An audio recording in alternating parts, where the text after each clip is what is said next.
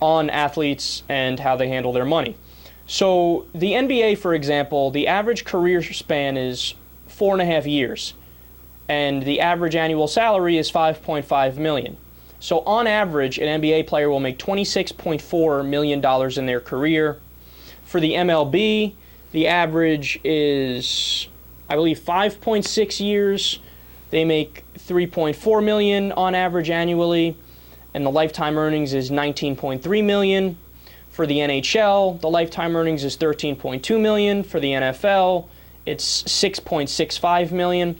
So listen to this. Even with all those high numbers for their career, now granted the careers are short, it turns out that 60% of NBA players end up going bankrupt within 5 years after their retirement.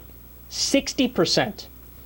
For the MLB, an MLB player is 4 times more likely to file for bankruptcy than your average citizen. And for the NFL, 78% of NFL players end up filing for bankruptcy within 5 years after retirement. So this is actually like a serious problem. That's really high numbers there.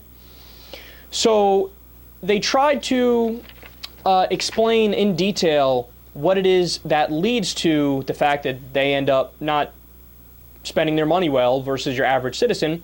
And there's a couple things they came up with. Number one, and this one seems almost blatantly obvious, overspending. So they see their salary as infinite in the sense that, oh, I'm making this much money now and I'm never going to stop making this amount of money. So they spend it as they get it, essentially. They also apparently just don't understand finances. They say that a lot of that has to do with education as well.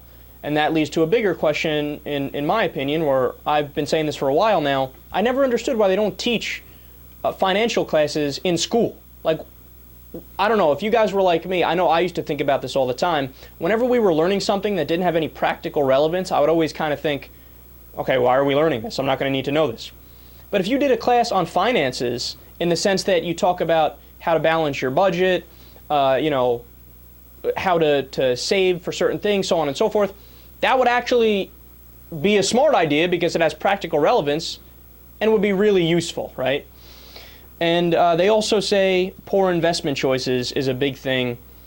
And young, wealthy, and financially illiterate people are prime targets for those selling the Brooklyn Bridge type of businesses. So they are actually targeted by scam artists at a very high rate.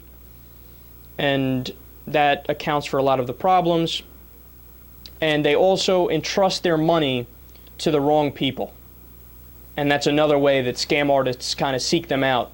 So look, some of it is their fault. Some of it is that, I guess you could say they're a little gullible and the scam artists target them.